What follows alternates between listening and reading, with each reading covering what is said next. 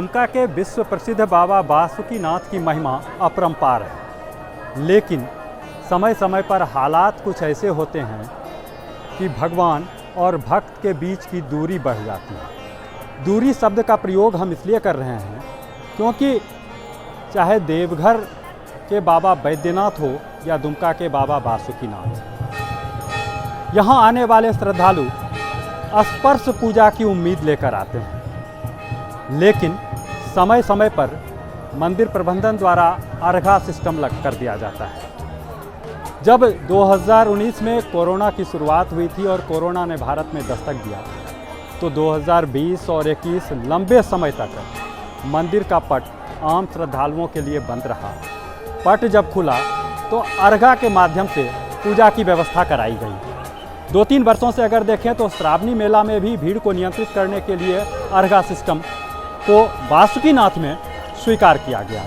लेकिन अगर हम एक सप्ताह की बात करें तो यहाँ फिर अर्घा सिस्टम लगा दिया गया है। वजह है मंदिर के गर्भगृह में इलेक्ट्रिक करंट का झटका महसूस किया जाना।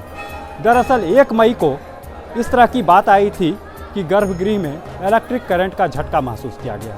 एहतियातन गर्भगृह में आम श्रद्धालुओं के प्रवेश पर रोक लगाकर अर्घा व्यवस्था कर दी गई, ताकि आने वाले श्रद्धालु अर्घा में या अर्घा के माध्यम से बाबा बासुकीनाथ पर जलार्पण कर सकें। लेकिन मंदिर प्रबंधन और जिला प्रशासन के इस निर्णय से तीर्थ पुरोहित समाज खफा नजर आ रहा है। उनका स्पष्ट मानना है जो कोरोना की वजह से 2 वर्षों तक तीर्थ पुरोहितों का रोजगार प्रभावित हुआ, अब जब हालात सामान्य हो रहे हैं, आने वाले समय में श्रावणी मेला की भी उम्मीद है। प्रशासनिक स्तर पर उसकी तैयारियां भी पूरी कर ली गई है या शुरू कर दी गई है। उसके बावजूद 1 सप्ताह से एक साधारण से बिजली के फॉल्ट को जिला प्रशासन नहीं ढूंढ पाई है। तीर्थ पुरोहितों ने सवाल खड़ा किया है, जब मंदिर के गर्भगृह का विद्युत कनेक्शन काट दिया गया है तो फिर प्रवेश पर रोक क्यों? ये तो लगातार बार जो है मंदिर में बिजली की समस्या लगातार आ रही है। पंडा समाज के द्वारा कई बार मांग किया गया था कि फ्रेश वायरिंग करा दिया जाए। एक घटना भी घटी है, आप लोग मीडिया वाले बेहतर जानते हैं कि एक पंडा समाज का एक लड़का का जान चला गया मंदिर के अंदर। उसके बाद भी यदि मंदिर प्रबंधन को सबक नहीं लेती है तो यह बड़ा दुखद है।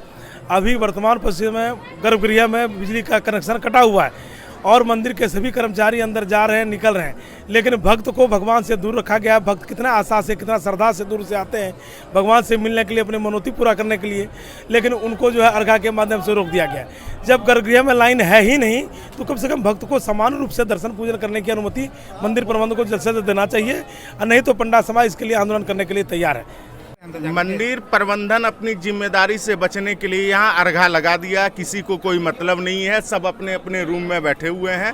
उनके कर्मचारी के लिए मंदिर में विद्युत स्पर्श नहीं है। आम श्रद्धालु को पूजा से वंचित रखने के लिए विद्युत का एक बहाना है। और विद्युत का काम जब 2020 में जब हुआ था तो वो फाइलों में रह गया, जब धरातल पे नहीं आया। 3 बार 4 बार काम हो चुका है, लेकिन फाइल में, धरातल पे एक बार भी नहीं हुआ है।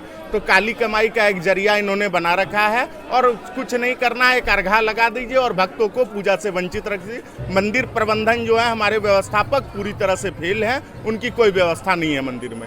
भक्त और भगवान के बीच जिला प्रशासन और मंदिर प्रबंधन द्वारा दूरी क्यों पैदा की जा रही है? कहीं ना कहीं इससे या इसका खामियाजा तीर्थ पुरोहितों को भुगतना पड़ रहा है। श्रद्धालु को पूजा तो करते हैं लेकिन उन्हें आत्मिक संतुष्टि नहीं मिल रही है।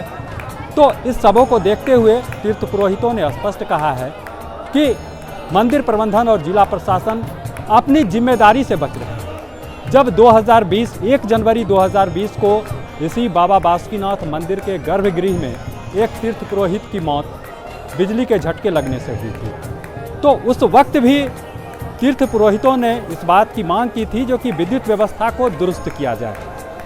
जब तीर्थ पुरोहित की मौत हुई, पंडा समाज तीर्थ पुरोहितों की यह मांग हुई, तो उस समय भी महज खानापूर्ति की गई।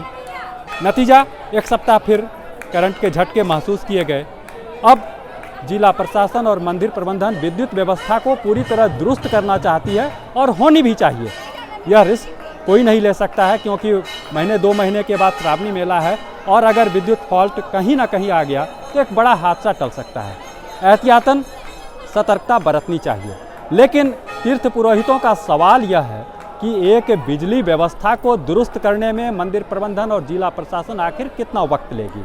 फिलहाल जबकि विद्युत कनेक्शन कटा हुआ है, जो मंदिर प्रबंधन समिति के लोग हैं या जो दैनिक पूजा करने वाले तीर्थ पुरोहित हैं वो मंदिर के गर्भगृह में रह रहे हैं, तो फिर आम श्रद्धालुओं को क्यों दूर किया जा रहा है?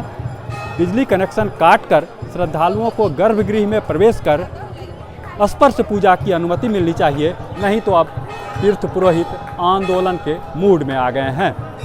द न्यूज़ पोस्ट के लिए दुमका से पंचम कुमार झा।